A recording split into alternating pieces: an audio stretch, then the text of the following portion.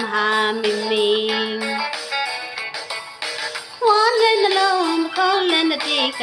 မွေးပါတော့မွေးခဲ့ရှာတော့တွေ့ရပါတော့တွေ့ရမင်းမင်းကျေးဇူးမြတ်မို့စေပြမြင်တော့ချစ်မင်းမင်းအော်ချစ်မင်းမင်းမင်းမင်း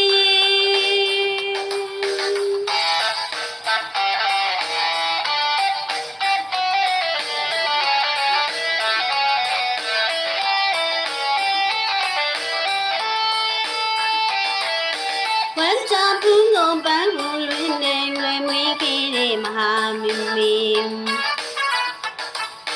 ဝါလည်းနှလုံးခေါင်းလည်းတစ်တိက